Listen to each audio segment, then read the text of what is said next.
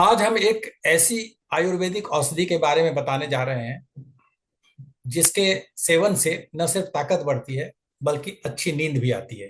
ये औषधि घर बैठे आपको वो सब फायदे देती है जिसके लिए रोज हजारों रुपए खर्च करके आप जिम जाते हैं या दूसरी तरह से खर्च करते हैं, फिर भी फायदा नहीं होता। जी हाँ, हम अश्वगंधा की ही बात कर रहे हैं। मसल बनाने के लिए जिम जाने या तरह तरह के सप्लीमेंट्स खाने की जरूरत नहीं, लेकिन इसका फायदा तभी मिलता है जब आप इसके सेवन का सही तरीका अपनाएंगे, सही समय और मात्रा के साथ। आज हम आपको ये तरीका बताएंगे, साथ ही ये भी बताएंगे कि किसे अश्वगंधा का सेवन नहीं करना चाहिए और क्यों। अगर आप जिम जाते हैं तो किसी तरह का सप्लीमेंट लेने के बजाय इसे लें, कुछ सावधानियों के साथ, और फिर फायदा देखें। तो सबसे पहले जानते हैं कि अश्वगंधा कब और कैसे खाना चाहिए जिससे ये शरीर में ताकत, ऊर्जा और रोग निरोधक क्षमता बढ़ाने में असरदार साबित हो। पाउडर के रूप में लें, कैप्सूल या टैबलेट के रूप में लें, काढ़ा बनाकर पिएं, अश्वगंधा अर्क लें या फिर दूध के साथ मिलाकर पिएं। आमतौर पर लोग इसे रात में दूध के साथ लेते हैं या फिर वैद्य की सलाह पर सुबह और शाम दोनों टाइम लेते हैं, और दोनों तरीका सही है, उत्तम माना गया है आयुर्वेद में भी। अब हम आपको उन फायदों के बारे में बताते हैं जो हमें अश्वगंधा के सेवन से मिलते हैं। आयुर्वेद विशेषज्ञों का मानना है कि अश्वगंधा का नियमित सेवन करने वालों को कमजोरी और थकान की शिकायत नहीं तो होती, इसलिए इसे ताकत और स्टेमिना बढ़ाने वाली औषधि मानी गई है। तनाव और चिंता से ग्रस्त लोगों के लिए ये राहत देने वाली दवा है। ये शरीर में कोर्टिसोल हार्मोन को नियंत्रित करने में मदद करती है।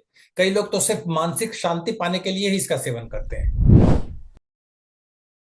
कुछ रिसर्च में पाया गया है कि अश्वगंधा का नियमित सेवन करने वाले पुरुषों पर टेस्टोस्टेरोन, स्पर्म क्वालिटी और ऊर्जा का सकारात्मक प्रभाव पड़ता है। टेस्टोस्टेरोन मेल सेक्स हार्मोन्स हैं जो अंडकोश में प्राकृतिक रूप से बनता है। इसका अर्थ है कि ये पुरुषत्व और कामेच्छा बढ़ाता है। ये मसल और हड्डियों को मजबूत करता है, यानी ये मर्दाना ताकत भी बढ़ाता है। चिंता और तनाव कम करने के साथ साथ अश्वगंधा नींद न आने की समस्या से भी मुक्ति दिलाती है।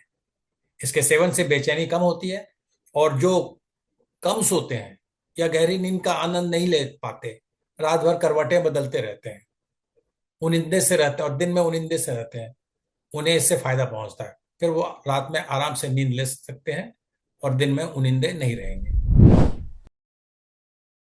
कई स्टडीज से पता चला है कि अश्वगंधा शरीर की इम्यूनिटी बढ़ाती है, जिससे हमारी रोग प्रतिरोधक क्षमता बढ़ जाती है। बार बार या मौसम बदलने के साथ बीमार पड़ने वालों के लिए यह उत्तम है। थोड़ा सा भी ठंडा गर्म हो जाए, मौसम बदले, तो लोग सर्दी जुकाम से पीड़ित हो जाते हैं, कई बार गले में प्रॉब्लम हो जाती है, वो उनके लिए ये उत्तम है। बढ़ती उम्र के साथ शरीर कमजोर होने लगता है और चुस्ती फुर्ती कम होने लगती है। ऐसे में सीनियर सिटीजन्स को अश्वगंधा का प्रयोग टॉनिक की तरह करना चाहिए, बहुत फायदा होता है।